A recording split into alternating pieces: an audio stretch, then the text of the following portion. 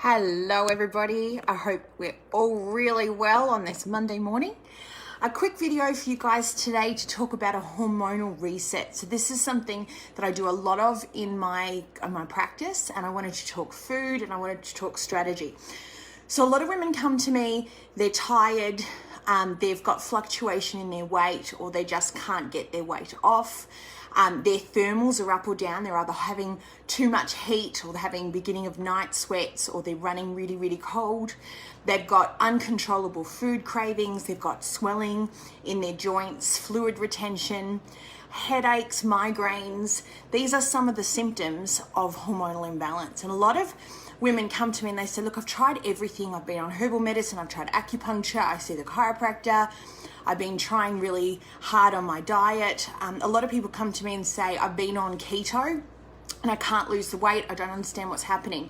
And this is a perfect example of where your hormones need a reset. So this often happens after you've had a few children and your kids are perhaps moving into kindergarten, or they've been at elementary school, primary school for a while, and you've got time and space to focus on your health, and you're doing the exercise and nothing's working. This is when we need to reset the hormones. And this is a pituitary and thyroid issue. So the two of them communicate. Pituitary is the master gland that actually dictates all of your endocrine system. And most of the time, these two things are not communicating effectively. And the pineal gland can actually have some damage because of fluoride. So there's a few different things that need to happen. So if you are resonating with this and you think, yeah, that's me, then stay with me and I'm going to give you a few things that you can get started with. Okay, so normally these symptoms don't just come one at a time. They seem to stack on one side or another. And in extreme cases, people come to me with Hashimoto's, which is underactive thyroid or hypothyroidism. And then to the other extreme, where there's a hyperactive thyroid with something such as Graves' disease. And then, of course, there's a big fluctuation in the middle. Now, unfortunately, the testing of thyroid hormones is really quite poor. Whether you do the saliva tests or whether you go and have bloods, the range that is considered normal by Western medicine versus what we do as therapeutic integrative medicine people are really black and white. And so a lot of people send me their blood tests, they send me their saliva results, and they're like, oh, but such and such says that I'm fine. And I'm like, yeah, but you know what? You're just within normal and you've got all the symptoms, and let's just do this work. So a lot of the time we're talking about 8 to 16 weeks of work.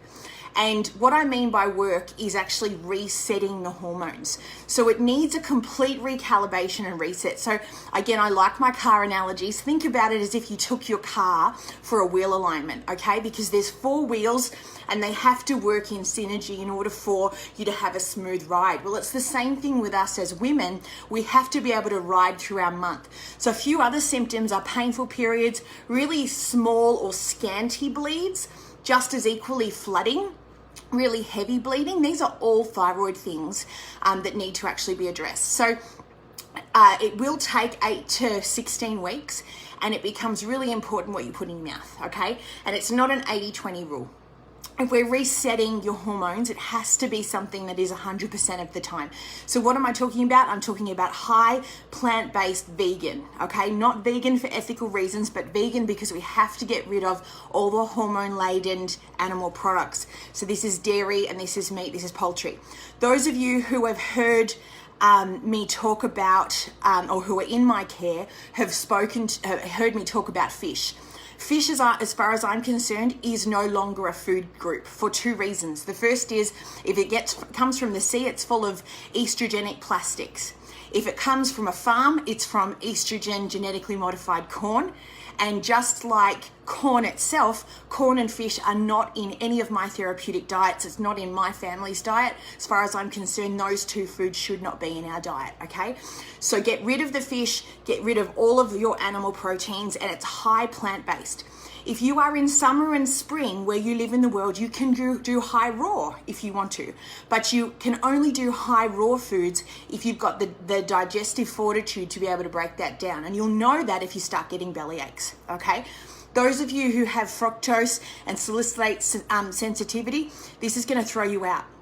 Okay, you're probably going to write to me and say, well, it didn't work for me, okay? And this is where therapeutic estrogenic dominance diets are prescribed by practitioners like me based on your individual symptoms. So if you know and that's on your radar, then please don't just launch into this without somebody supervising you. And it needs to be somebody who's got, I have a rule that you don't work with anybody with less than 10 to 12 years experience, because we have so many cases under our belts, we know what to look for, okay? Because chances are if you haven't been able to achieve it on your own, it's because there's something complex going on and you need somebody with experienced eyes to have a look at that.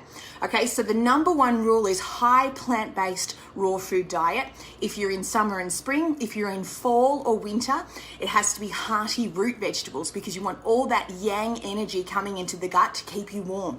Because when we go high plant-based diet, our body energetically goes very, very yin very fast, and that's why we can get the shakes, we get headaches, we get detox symptoms, but we also get very cold, okay? Now, as part of women who are in care with me, I build them up with this as a stage 1. Stage 2 is intermittent fasting, and stage 3 is a prolonged 4 to 7 day water fast. So that may sound extreme, but we build you up to it, and those of you who are in my care already know that I fast with you, okay? I give you the support because a lot of you haven't fasted before. I've been doing it for 18 years. I know what I'm looking for. I know how to manage it and do it safely. And I do that as the final piece before I sign you out of care. So this is really what is needed to reset your hormones. And let's talk about why you do this. You do it because any work that you don't do before menopause, you'll wish you did, okay? All of your imbalance of symptoms in perimenopause, pre-perimenopause, women who are struggling with fertility, it's all thyroid stuff. And women who are not doing the work, they hit menopause, and as that base falls out with progesterone, their symptoms go chaotic. And it's not fun. Vaginal dryness, feeling like a beast, emotionally completely unstable, night sweats, insomnia, unable to think. You really do put on enormous amounts of weight if you don't have a hormonal reset by the time you get to menopause. And a lot of women come to me and they say, I wish I had done this years ago, because now I have all the self-esteem issues because I put on 2 stone in a matter of 6 months. And this is just unfortunately the beauty of being a woman and having these hormones going all over the place. So it really is important to do this reset. And in my experience, when I do this, you only need to do it once. And it sounds severe, I know. Water fasting, vegan diet, getting your metabolic rate up with your exercise, getting into some weight training, all of these things are prevention. And you've heard me say before many, many times, prevention's always better than cure. Now, from a homeopathic remedy and from a supplement perspective, I want to talk about that as well. B12, magnesium, all of your B complexes, potassium. These are your major ones that you're looking for, and of course, iodine. Now, a lot of women come to me and they say, I've started iodine, what do you think? You need to introduce this therapeutically, and there are specific markers that you're looking for in both blood and saliva analysis and symptomology that will tell you where you are with your iodine. So again, you want to be with a well-experienced practitioner so they're actually putting you into therapeutic doses. Doing the iodine on the wrist and just doing it preventatively, you might be creating a bigger issue, or you're just treating it, but you're not doing it in therapeutic dosage, so you'll get frustrated because you won't get the results. Potassium is a really big issue with thyroid also.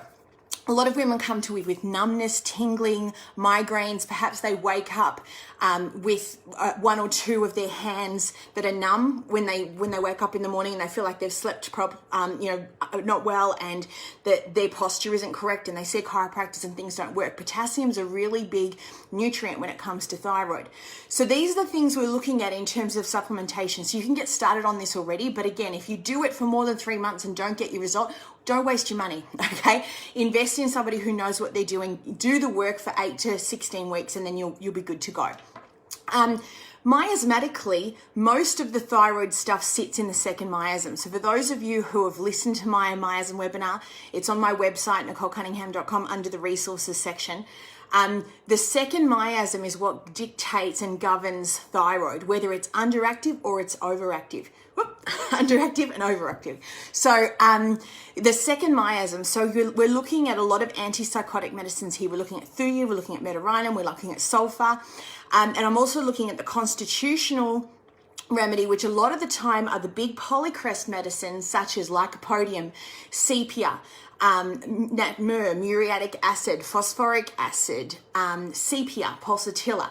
But again, they're very, very high mega potencies that actually shift the thyroid forward in a small amount of time.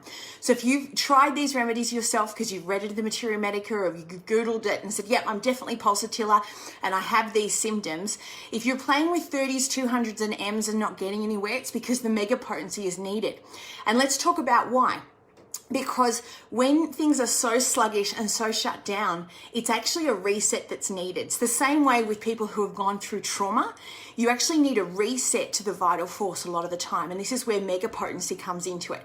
Now, I've got a fantastic relationship with the Hierophant in Australia. So those of you who are in my care know that I get all of my remedies from the Hierophant in Australia, and they will dispense mega potencies.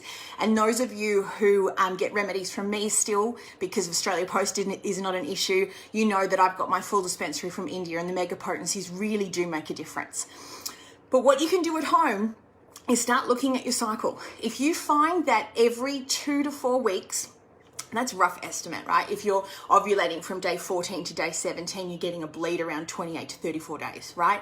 If you are noticing that there's a really, really high and really big low, or you're having emotional meltdowns, or depression is creeping in around those times, these are more signs of thyroid imbalance. And I can't beg you enough to do this work before you get to menopause. It's a big deal. It requires supervision a lot of the time to do the water fast and to do it correctly. But when you reset your hormones, not only will you look and feel better than you ever have, and you will literally stop traffic. All the other women at school drop-off will say, what is it that you have done? Because you've lost 2 or 3 stone, your skin looks clear, your cycle's flawless, and you're actually the mum that you want to be, the woman that you know you can be, and your libido comes back. Woohoo!